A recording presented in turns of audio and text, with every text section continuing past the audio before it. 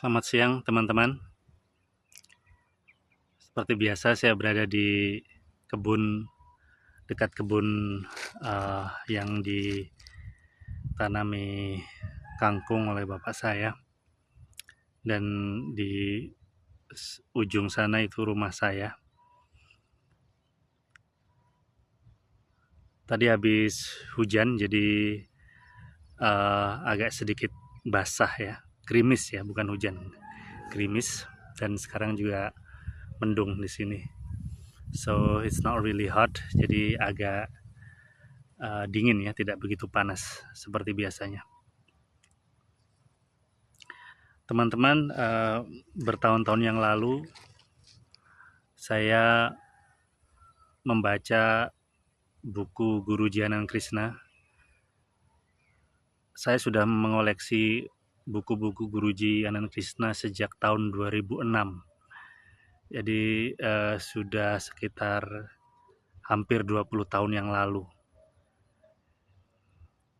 Dan sampai beliau mencapai Mahasamadhi, sampai beliau meninggal dunia, saya terus mengoleksi. Setiap beliau menerbitkan buku baru, saya selalu membelinya, hampir semuanya, if I'm not mistaken, ya tidak semua tapi hampir semuanya. Buku beliau ada 170 lebih kalau tidak salah, dan saya hampir memiliki semuanya.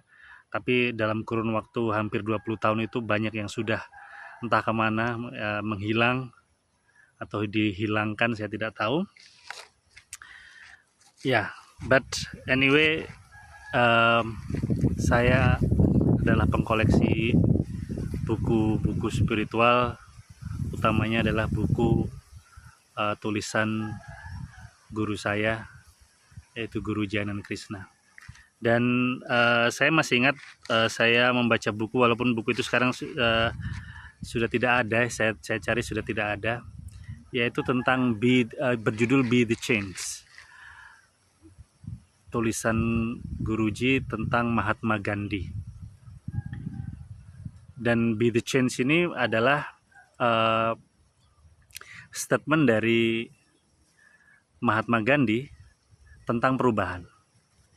Jika yang lengkapnya adalah Be the change you want to see in the world. Kalau kamu pengen melihat dunia ini berubah, maka jadilah perubahan itu sendiri. Kalau umpamanya kamu ingin melihat dunia ingin menjadi lebih baik, maka jadilah lebih baik terlebih dahulu.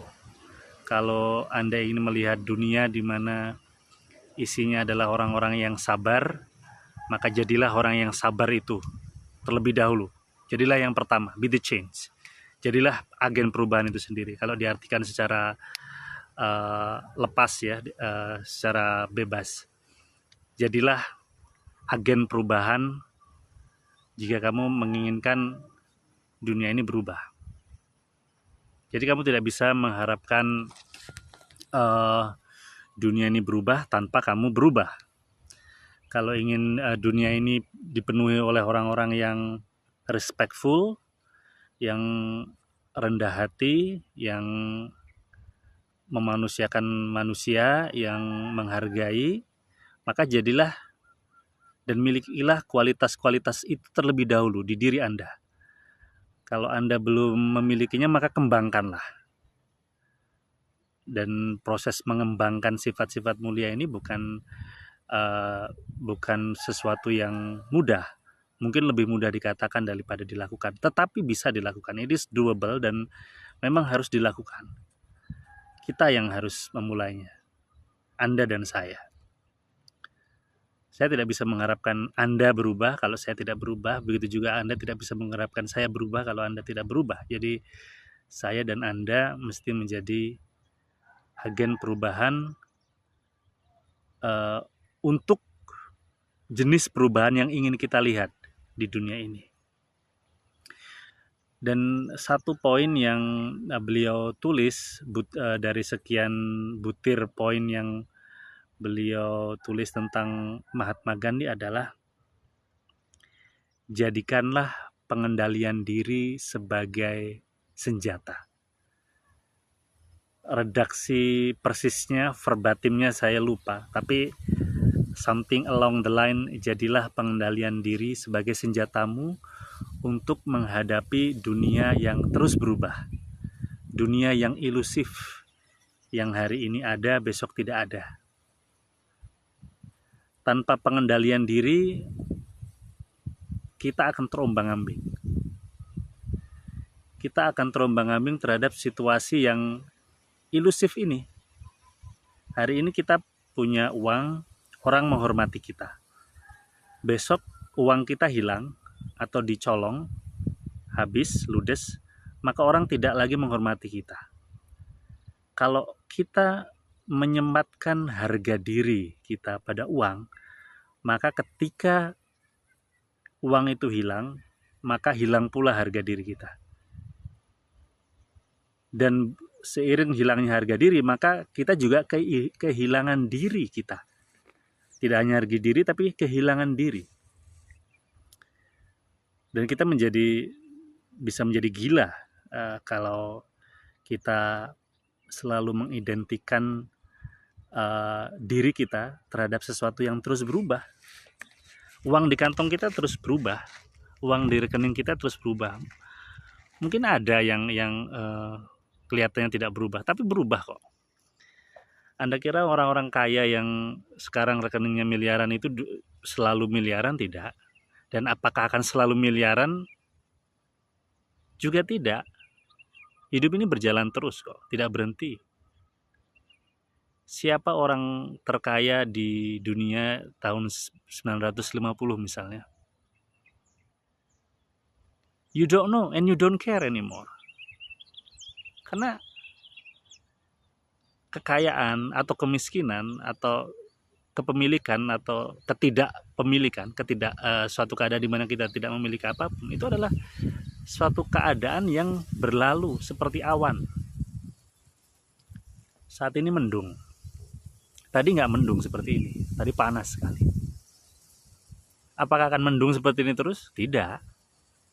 Begitu juga semua keadaan di dunia ini. Nah, untuk menghadapi dunia yang ilusif, yang terus berubah ini, maka kita perlu pengendalian diri.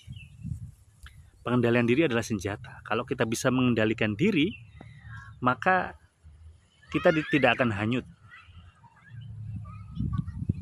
Maka praktek yang sudah beberapa bulan terakhir ini saya lakukan, yaitu makan cuma 1 kali dalam sehari, itu adalah juga dalam rangka latihan pengendalian diri. Dan kebetulan memang di penghujung kehadiran beliau di muka bumi ini sebelum meninggal beberapa tahun, Guru Janan Krishna selalu mewanti-wanti muridnya untuk mulai mempraktekkan makan 1 kali sehari. Selain juga mempraktekkan vegetarianisme, ya, vegetarian tidak memakan makanan hewan yang disembelih. Beliau juga mengingatkan murid-muridnya untuk mulai makan 1 kali sehari. Dan pengendalian diri itulah yang satu-satunya bisa kita miliki.